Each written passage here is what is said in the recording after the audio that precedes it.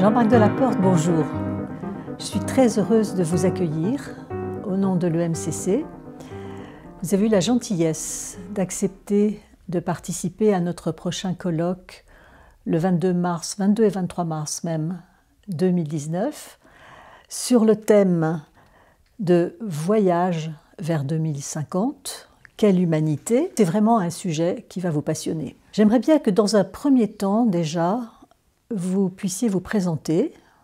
Comment vous allez anticiper cette participation à la table ronde qui a comme sujet « Comment préparer l'humanisation du monde pour 2050 ». Mon parcours est celui d'un entrepreneur. J'ai démarré extrêmement jeune en créant une entreprise que j'ai animée pendant 25 ans.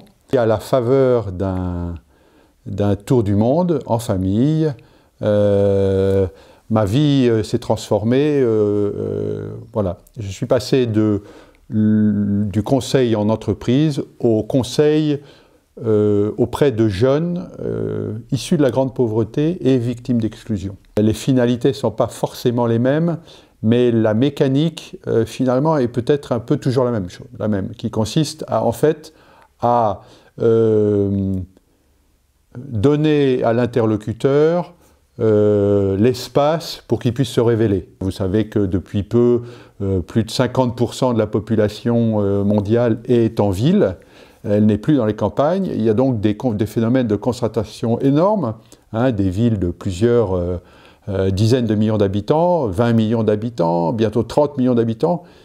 Bon, ça génère finalement des complexités énormes dans les communautés et qui créent en fait des poches d'exclusion. Si aujourd'hui on constate 700 millions de jeunes en situation d'exclusion totale, et dans des pays proches d'ici, vous savez qu'en Égypte par exemple, 80% des jeunes sont en situation d'exclusion. C'est-à-dire que non seulement ils vivent avec, en dessous du seuil de grande pauvreté, mais en plus, ils n'ont pas d'accès au monde décent. Pas d'accès veut dire pas de possibilité d'y arriver. Et c'est en gros pour travailler sur ce changement qu'on a créé ce mouvement. Ce mouvement s'appelle Life Project for Youth.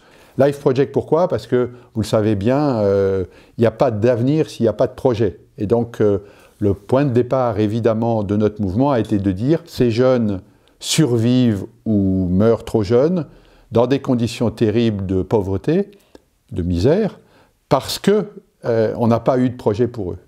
Comment est-ce que vous aimeriez réhumaniser le monde? Je pense qu'il y a une obligation, une nécessité vitale qui est de réunir l'ensemble des parties de ce monde. On ne peut pas avoir un monde qui exclut la moitié de la population sous prétexte qu'elle n'est pas capable aujourd'hui de comprendre le digital, elle n'est pas capable de comprendre les biotechnologies, elle n'est pas capable de comprendre le monde qui vient. Pour l'instant, nous créons ce mouvement zone par zone parce que, comme je vous l'ai expliqué, il faut réunir l'écosystème qui soit propice à l'inclusion de jeunes. Pour l'instant, on a commencé en Asie du Sud-Est, puis en Asie du Sud. On ouvrira une zone Méditerranée en 2019, enfin en fin d'année 2019, à partir du Liban. Vous savez qu'aujourd'hui, au Liban, arrivent à la frontière 120 000 migrants chaque mois. Pour un pays minuscule de 10 millions d'habitants, c'est absurde, absurde. Et pourquoi? Eh bien parce qu'on imagine bien que toutes ces populations qui migrent sont des populations qui n'ont pas d'autre choix. Or, il y a la moitié de la planète qui aujourd'hui n'a pas le choix et qui va souhaiter migrer. Et aujourd'hui en France, par exemple, on accueille quelques centaines de milliers de migrants, ce sera sans doute des millions si on ne fait rien.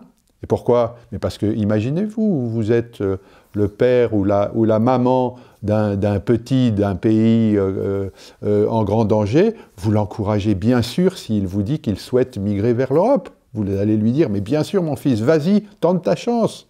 Voilà. Et c'est ce qui va se passer. Et donc, il y a urgence réellement à réconcilier les différentes parties de cette planète. Le monde de l'entreprise a un rôle fondamental. Il ne s'agit pas de faire la charité, mais il s'agit simplement de considérer l'ensemble des parties prenantes. On a eu déjà des discussions avec des dizaines d'entreprises qui sont de plus en plus actives sur cette question de l'inclusion, qui était de dire, ce n'est pas une question de charité, c'est une question de considérer le marché tel qu'il est au global. Hein? Pourquoi aujourd'hui on oublierait de considérer 2 milliards de consommateurs sous prétexte qu'ils sont plus pauvres que les autres? Mais c'est économiquement une absurdité. Vous savez que l'exclusion des jeunes a été chiffrée à plus de 1 000 milliards de dollars par la Banque mondiale.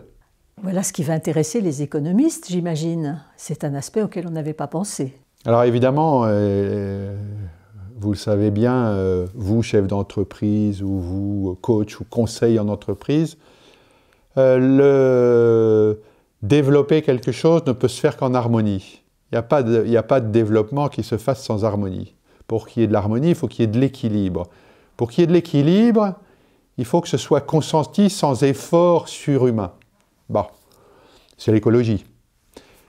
C'est ce qu'on essaye de faire dans le développement de ce mouvement. Mais sur les moyens d'action, vous en êtes où? On travaille sur un mode Facebook, si je puis dire, c'est-à-dire des cercles concentriques, des organisations non hiérarchiques.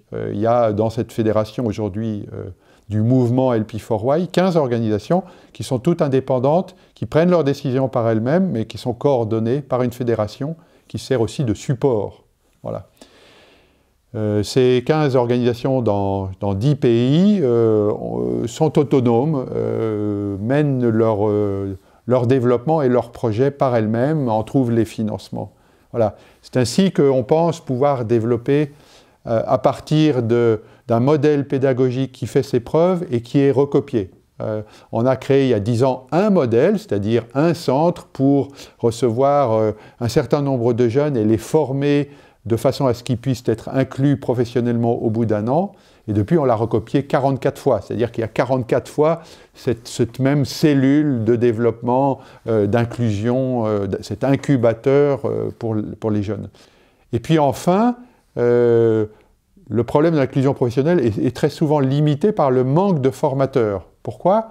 Parce que souvent, on a cru que c'était un problème social. Donc, on a envoyé des travailleurs sociaux, là où, en fait, c'est un travail professionnel. Donc, en fait, il faut que ce soit des personnes du monde du travail, du monde professionnel qui viennent. C'est pour ça que le monde de l'entreprise doit à tel point prendre sa responsabilité sur ce sujet. C'est-à-dire se mettre au travail pour inclure tous les jeunes qui sont hors du circuit aujourd'hui. Pour ça, il y a besoin d'un relais qui sont en fait la formation. Et c'est pour ça qu'il doit y avoir collaboration entre ces différents éléments. Mais pas juste sur la compétence, sur le savoir-faire, sur le know-how, mais aussi sur les soft skills, c'est-à-dire sur toutes les compétences humaines. C'est les compétences humaines qui manquent pour pouvoir rejoindre le monde décent. Alors, vous appelez ça comment? Alors, ce mode d'action qu'on vient de décrire, c'est le mode d'action catalyste, c'est-à-dire avec les ingrédients existants, sans investissement énorme, vous allez pouvoir changer les choses en mettant au travail tous ensemble, toutes les parties prenantes, en donnant du sens, en donnant un projet, et puis en les encourageant au fur et à mesure dans la coopération mutuelle. Bien, Jean-Marc Delaporte, je vous remercie beaucoup de cette rencontre et nous vous souhaitons un bon chemin.